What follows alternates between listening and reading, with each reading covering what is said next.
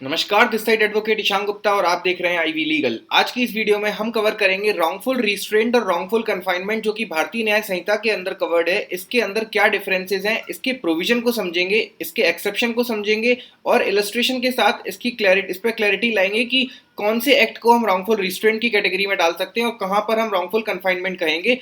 अगर आपको ये वीडियो अच्छी लगती है लाइक करें, कमेंट सेक्शन में मेंशन करें कि आप क्या चाहते हैं इस वीडियो में, आपको क्या क्या सीखा है। स्टार्ट करते हैं वीडियो को। सबसे पहले बताता हूं आपको रॉन्गफुल रिस्ट्रेंट और रॉन्गफुल कन्फाइनमेंट को एग्जाम्पल से समझते हैं ताकि आपको फिर प्रोविजन क्लियरली समझ में आएगा। तो देखिए, रॉन्गफुल रिस्ट्रेंट का अगर मैं आपको एग्जाम्पल बताऊं तो दो लोग हैं यहाँ पर, ए और जेड।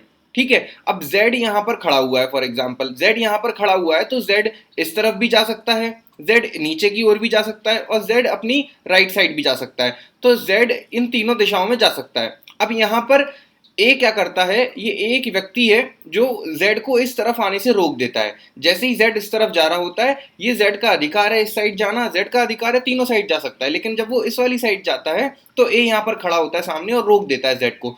तो ऐसे केस में वो फोर्स करके रोक रहा है या फिजिकली मतलब धक्का मार के रोक रहा है या कम्युनिकेशन के साथ रोक रहा है, बोल रहा है कि यहां मत आना नहीं तो मैं देख लूंगा मैं तुमको, ऐसा कुछ भी अगर किसी भी तरीके से वो रोकता है तो इसको हम कहते हैं रॉन्गफुल रिस्ट्रेंट। अब यहां पर Z इधर तो इस साइड जाने से तो कोई नहीं रोक रहा, इस तरफ जाने से भी कोई नहीं रोक रहा, किसी एक डायरेक्शन में रोक रहा है। अगर किसी एक डायरेक्शन में रोक रहा है तो वो रॉन्गफुल रिस्ट्रेंट है। ठीक है, तो यहां पर ये A with a malafide intent obstructs a path on which Z has right to pass, then A commits wrongful restraint. तो यहां पर A मैलिफाइड इंटेंट के साथ Z को उसके एक डायरेक्शन में जाने से रोक रहा है तो वो रॉन्गफुल रिस्ट्रेंट की कैटेगरी में आएगा। उसके बाद जब हम रॉन्गफुल कन्फाइनमेंट को एग्जांपल से समझते हैं तो उसमें क्या होता है कि वहां पर हमने ऊपर वाले एग्जांपल में रिस्ट्रेंट में हमने पढ़ा था कि किसी एक डायरेक्शन में रोका गया, बट कन्फाइनमेंट मतलब ऐसे चारों तरफ से आपको कन्फाइन कर लिया गया है। तो यहां पर Z है और A है, तो A ने क्या किया, एक रूम में Z को बंद कर दिया और बाहर से ताला लगा दिया है। तो अब ऐसे केस में रूम तो चारों साइड से पैक हो गया है, जहां से डोर था वहां से A ने लॉक लगा दिया। तो ऐसे केस में Z ना तो आगे से निकल सकता है, ना पीछे से निकल सकता है, ना ऊपर से ना नीचे से। तो Z चारों तरफ से सर्कमस्क्राइब लिमिट्स के अंदर अंदर वो कन्फाइन हो चुका है।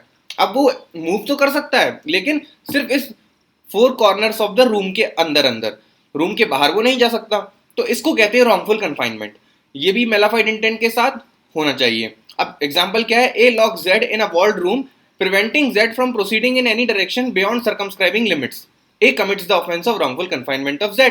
तो यहाँ पर A ने Z को एक रूम में बंद कर दिया, उस जिससे क्या हुआ कि Z प्रिवेंट हो गया from moving beyond circumscribing limits, मतलब कि इस कमरे के बाहर अब वो नहीं जा सकता। कमरे के अंदर वो मूव कर सकता है लेकिन कमरे के आइट साइड जो चार दीवार है उसके अंदर उसको पैक कर दिया गया है, तो लॉक कर दिया है। तो ऐसे केस में रॉन्गफुल कन्फाइनमेंट का ऑफेंस बनता है। ये है मेजर डिफरेंस रिस्ट्रेंट और कन्फाइनमेंट में। अब चलते हैं हम प्रोविजन पे। तो देखिए, सेक्शन 126 ऑफ भारतीय न्याय संहिता डील करता है रॉन्गफुल रिस्ट्रेंट के ऑफेंस को, जो कहता है कि हुएवर वॉलंटरीली ऑब्स्ट्रक्ट्स, मतलब कि वो अपनी स्वेच्छा से या तो फिजिकली या कम्युनिकेशन के साथ, या तो वो मतलब धक्का मार के सामने रोक रहा है, ए अगर Z को धक्का मार के रोकता है या ए धमकी देता है, दोनों ही केसेस में अगर वो गुड फेथ में ऐसा नहीं कर रहा, मतलब वो मैलिफाइड इंटेंट के साथ किसी भी व्यक्ति को रोकता है to prevent from proceeding in any direction in which he has right to proceed, जहां पर उसका अधिकार है जाने का लेकिन उसको आप रोक रहे हो अननेसेसरीली मैलिफाइड इंटेंट के साथ, फिजिकली या कम्युनिकेशन के थ्रू, तो ऐसे केस में आप पर रॉन्गफुल रिस्ट्रेंट का ऑफेंस बनेगा और पनिशमेंट दी है इसकी सेक्शन 126 के सबसेक्शन 2 के अंदर, तो आप उस पनिशमेंट के लिए लायबल होगे। अब यहाँ पर ये ध्यान रखना है कि आप यहाँ पर किसी पर्सन को रोक रहे हो तो रॉन्गफुल रिस्ट्रेंट बनेगा। अगर आप किसी व्हीकल को या डॉग्स को या किसी भी तरह के एनिमल को रोकते हो तो रॉन्गफुल रिस्ट्रेंट नहीं होता। रॉन्गफुल रिस्ट्रेंट के ऑफेंस को अट्रैक्ट करने के लिए उसकी डेफिनेशन के अंदर मेंशन वर्ड है पर्सन। तो अगर आप किसी पर्सन को ऑब्स्ट्रक्ट करते हो मैलिफाइड इंटेंट के साथ तो रॉन्गफुल रिस्ट्रेंट का ऑफेंस बनेगा, व्हीकल एनिमल कैटेगरी में नहीं आते हैं। Then moving on to wrongful confinement. Wrongful confinement deal किया गया है सेक्शन 127 ऑफ भारतीय न्याय संहिता के अंदर।